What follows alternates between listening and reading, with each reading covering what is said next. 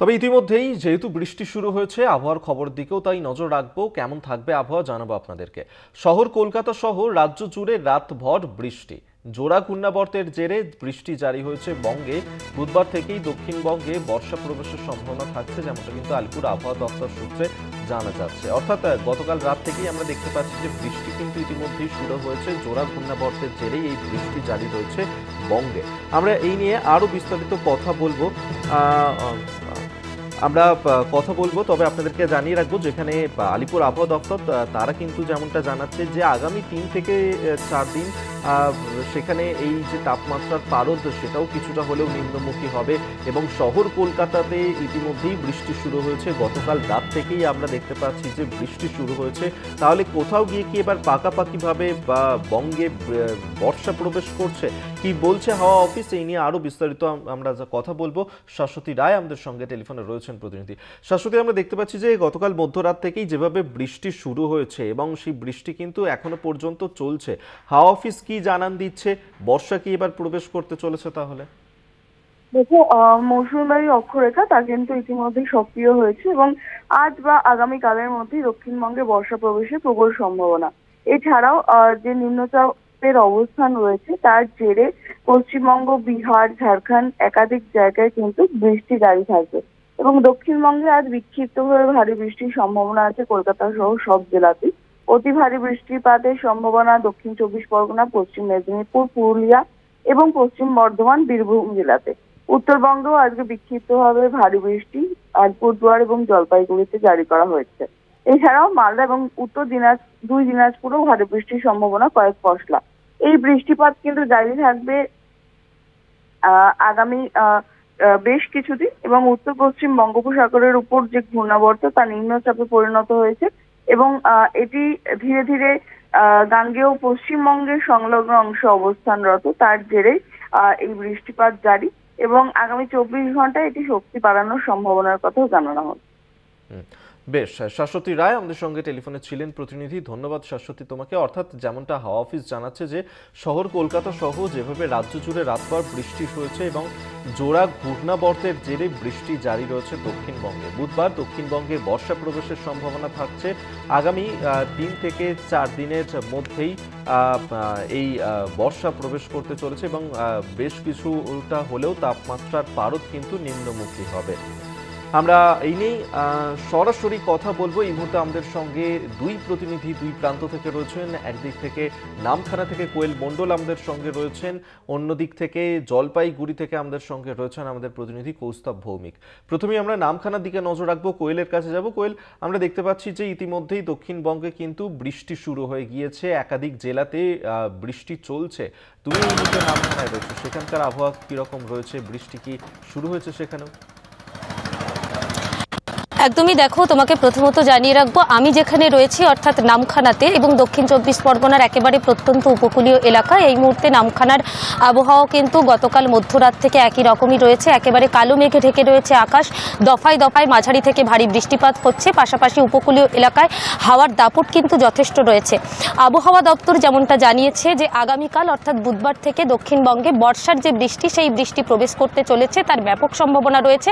তবে এই মুহূর্তে উত্তর পশ্চিম বঙ্গোপসাগরে একটি ঘূর্ণাবর্ত অবস্থান করছে। পাশাপাশি মধ্যপ্রদেশ থেকে বাংলাদেশ পর্যন্ত একটি অক্ষরেখা বিস্তৃত রয়েছে।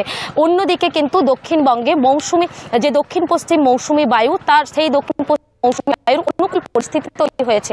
সব মিলিয়ে কিন্তু দক্ষিণ 24 পরগনা জেলা জুড়ে আজ দিনভর দুর্যোগপূর্ণ আবহাওয়া বহাল থাকবে বলে জানিয়েছে আলিপুর আবহাওয়া দপ্তর। এবং কয়েকদিন যে ভ্যাপসা গরম, সেই ভ্যাপসা গরম কাটিয়ে গতকাল থেকে দফায় দফায় বৃষ্টি হয়েছে জেলা জুড়ে এবং মধ্যরাত থেকে নাগাড়ে বৃষ্টিপাত চলছে দক্ষিণ 24 পরগনার জেলাতে।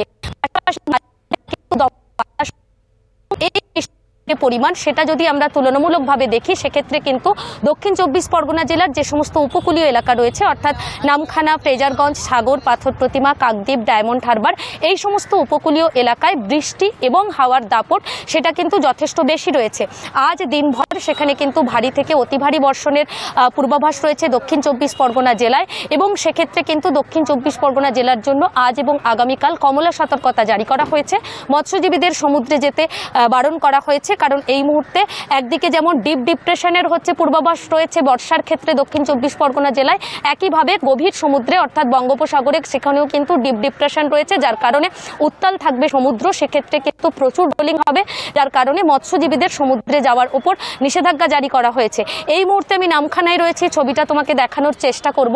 নামখানায় একেবারে যেমন মেঘলা আকাশ, পাশাপাশি ঝিরিঝিরি বৃষ্টি হচ্ছে এবং হাওয়ার দাপটও রয়েছে। সেই সঙ্গে যে ট্রলার যারা একেবারে 2 মাস ধরে যে নিষেধাজ্ঞা ছিল সেই নিষেধাজ্ঞা কাটিয়ে 14 তারিখ মধ্যরাত থেকে বঙ্গোপসাগরে রওনা দিয়েছিল, সেই ট্রলারগুলো কিন্তু আবহাওয়ার খারাপ আবহাওয়ার বন্দরমুখী হয়েছে। এই মুহূর্তে নামখানা মৎস্য বন্দরে ভিড় করে রয়েছে শতাধিক মৎস্যজীবীদের ট্রলার। সেই সঙ্গে তোমাকে জানিয়ে রাখবো, আজ যেমন দক্ষিণ চব্বিশ পরগনা জেলা জুড়ে একেবারেই এই ঘূর্ণাবর্ত এবং অক্ষরেখা পাশাপাশি মৌসুমী বায়ু সক্রিয় থাকার প্রভাবে বৃষ্টি জারি রয়েছে। আগামীকালও কিন্তু দক্ষিণ চব্বিশ পরগনা অতি বৃষ্টি হওয়ার সম্ভাবনা রয়েছে এবং তারপরে কিন্তু মাঝে খানিকটা দক্ষিণ চব্বিশ পরগনা জেলায় বৃষ্টি কমলেও আবারও শুক্র এবং শনিবার 2 দিন কিন্তু দক্ষিণ চব্বিশ পরগনা জেলার ক্ষেত্রে ভারী থেকে অতি ভারী বৃষ্টি হওয়ার সম্ভাবনা রয়েছে। অন্যদিকে যেহেতু গতকাল মধ্য থেকে নাগারে বৃষ্টিপাত চলেছে জেলাতে, সে জায়গাতে জেলার একাধিক নিচু এলাকায় সে বিশেষত চাষের জমি এবং যে পুকুর সেগুলো কিন্তু জলমগ্ন হতে শুরু করেছে। মনে করা হচ্ছে এই যে বৃষ্টি একেবারে যেহেতু সামনেই বর্ষার ধান চাষের মরশুম রয়েছে, স্বাভাবিক এই সময় ধানের যে বীজ সেই বীজ ছড়ানোর একটা প্রক্রিয়া হয় এবং তারপর সেখান থেকে চারা তৈরি হয় এবং সেই চারা আরও কয়েক মাস পর রোপণ করা হবে। অর্থাৎ ধান চাষের ক্ষেত্রে কিন্তু এই যে বৃষ্টি সেই বৃষ্টি অনেকটাই অনুকূল পরিস্থিতি এনে দিয়েছে চাষিদের ক্ষেত্রে। পাশাপাশি আবহাওয়া দপ্তর জানাচ্ছে আগামী 4 থেকে 5 দিন দক্ষিণ চব্বিশ পরগনা জেলা জুড়ে এই বৃষ্টি বজায় থাকবে এবং আগামীকাল দক্ষিণবঙ্গের বাকি জেলার মতন দক্ষিণ চব্বিশ পরগনায় বর্ষার বৃষ্টি প্রবেশ করতে চলেছে। একেবারে কোয়েল আমাদের সঙ্গে থাকো।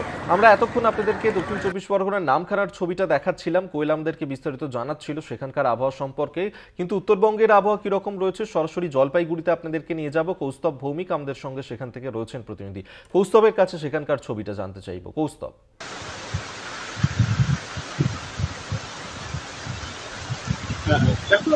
দেখো বলে রাখবো যে বিগত কয়েকদিন আগে যদি আমরা পূর্বে ফিরে যাই তবে কিন্তু দেখা যাচ্ছিল জলপাইগুড়ি তথা উত্তরবঙ্গের যে বিভিন্ন জেলাগুলি রয়েছে সেখানে একটা তীব্র তাপদাহ এবং বলা যায় যে অস্বস্তিকর পরিবেশ সৃষ্টি হয়েছিল।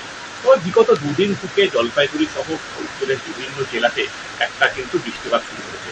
বিক্ষিপ্ত বৃষ্টিপাত ফলাচলে এখনো কিন্তু যে বর্ষার যেটা এক নাগায় বা মুষলধারে বৃষ্টি শুরু না হলেও একটা স্বস্তিদায়ক পরিস্থিতি কিন্তু এখন বর্তমানে রয়েছে। তবে দেখা যাচ্ছে যে গতকাল থেকে কিন্তু বৃষ্টিপাতের পরিমাণ কিছুটা বেড়েছে এবং জলপাইগুড়ি থেকে শুরু করে আলিপুরদুয়ার এবং অন্যান্য জেলাগুলি রয়েছে সেখানে কিন্তু একই রকমভাবে বৃষ্টিপাত হচ্ছে। আরও একটা বিষয় জানিয়ে রাখবো, আজ জলপাইগুড়ি এবং আলিপুরদুয়ার জেলায় কিন্তু একটা অতিরিক্ত বৃষ্টিপাতের একটা সম্ভাবনা রয়েছে।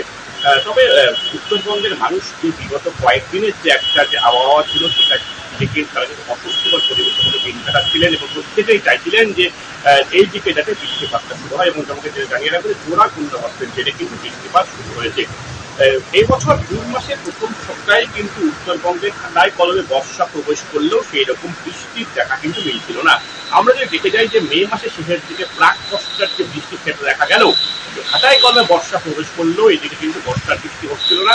তাতে একদিকে যেমন চা চাষ থেকে শুরু করে এই সময় বিভিন্ন আনাজ চাষ, পাট চাষ সবেতেই কম বেশি ক্ষতি হচ্ছিল। চাষের জমি শুকিয়ে যাচ্ছিল, চাষিদের কিন্তু জল সেচের ব্যবস্থা করতে হচ্ছিল।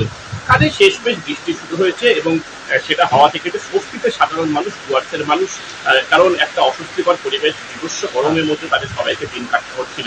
তবে এখনো পর্যন্ত পুরোপুরি যে বর্ষার যে বৃষ্টি কিন্তু এখনো শুরু হয়নি।